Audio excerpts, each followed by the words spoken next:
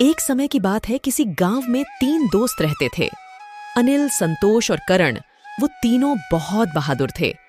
अगर गांव वालों को कोई भी परेशानी होती थी तो वो तीनों दोस्त मदद के लिए सबसे आगे रहते थे। उनके गांव में सब कुछ ठीक चल रहा था। सब लोग मिलजुल कर रहते थे। एक दिन अचानक गांव में अजीब सी घटना घटने लगी। गांव के बच्चे एक एक करके गायब होने लगे, जो कि एक चिंता का विषय था।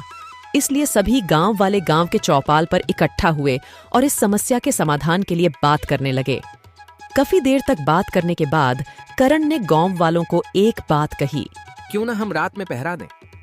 इससे बच्चों की सुरक्षा भी हो जाएगी। साथ ही हमें ये भी पता चल जाएगा कि बच्चे आखिर जाते कहाँ हैं। करण की बात सभी गांव वालों को ठीक लगी और इस तरह से कभी अनिल, कभी संतोष तो कभी करण तीनों गांव में पहरा देने लगे।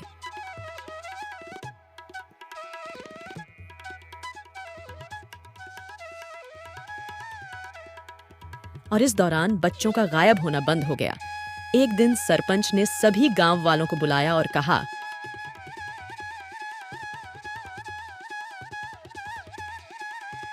जब से हमने अपने गांव में पहरेदारी करना शुरू किया है, तब से गांव के बच्चे कहीं नहीं जा रहे। लेकिन ऐसा कब तक चलेगा? कब तक हमारे गांव के आदमी रखवाली करते रहेंगे? हमें इस समस्या को जड़ से निकालकर फेंकना होगा।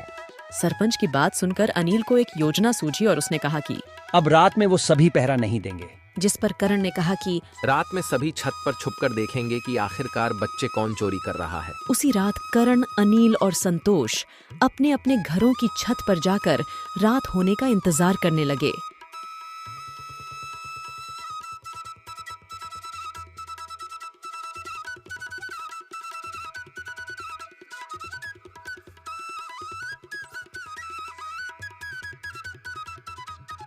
जैसे ही रात हुई, संतोष ने देखा एक बच्चा संतोष के सामने वाले घर से निकलकर जा रहा था।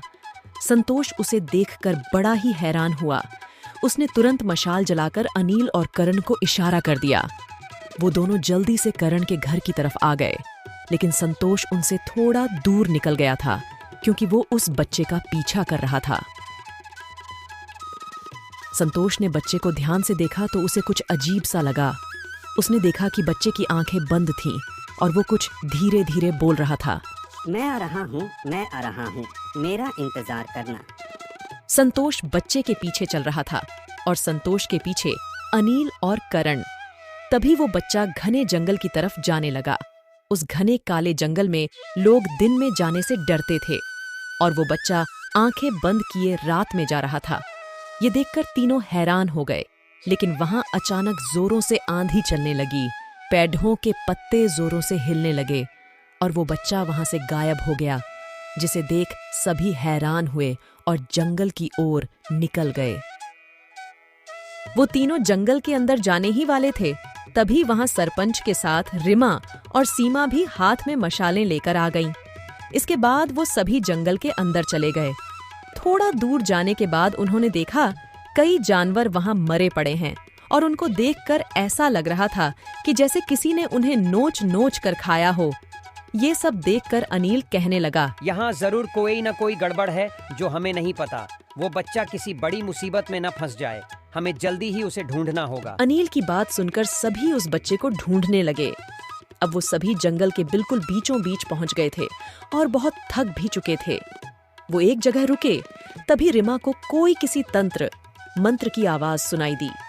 रिमा के ऐसे कहते ही सभी चुपचाप आवाज सुनने लगे। तभी उन सभी को भी वहां पर मंत्र पढ़ने की आवाज सुनाई दी।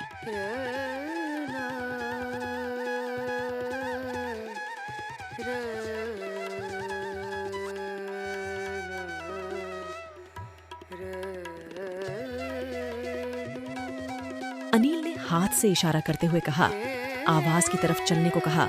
सभी आवाज की तरफ बढ़े तो जो उन्होंने देखा उसे देखकर उन सबके होश उड़ गए। वहां पर एक जगह आग जल रही थी।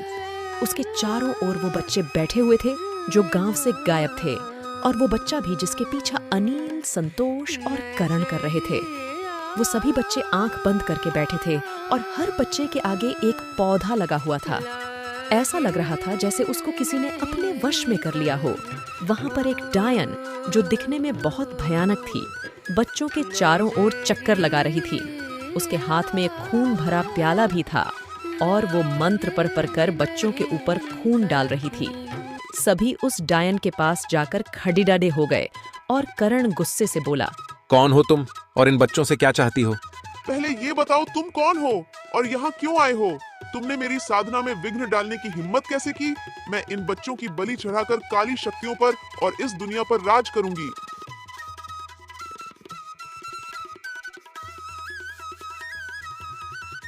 करण, मुझे एक बात समझ नहीं आ रही, ये हर बच्चे के आगे एक पौधा क्यों लगा है? हाँ, इसके पीछे जरूर कोई राज है।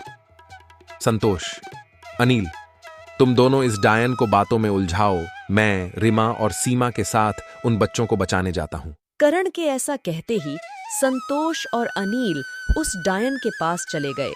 फिर करण, रिमा और सीमा ने उन बच्चों के सामने से पौधे उखाड़ दाज दिए। इसके बाद बच्चों ने अपनी आंखें खोल लीं और वो सब अब ठीक हो गए। उनमें से एक बच्चा बोला, अंकल, इस डायन की जान इस खून के प्याले में है। इस प्याले को आग में डालने से ये मर जाएगी। करण ने रिमा, सरपंच और सीमा से उन बच्चों को वहां से ले जाने के लिए कहा और अब करण, अनिल और संतोष अकेले ही उस डायन से लड़ीडीडीएच रहे थे। डायन तीनों में से किसी को भी खून के प्याले के पास नहीं जाने दे रही थी, लेकिन फिर भी अनिल ने जल्दी से खून का प्याला उठा लिया और उस खून भरे प्याले को आग में डाल दिया। जैसे ही वो खून भला प्याला आग में गया, डायन चिल्लाने लगी। अब डायन पूरी तरह से जलकर राख हो चुकी थी।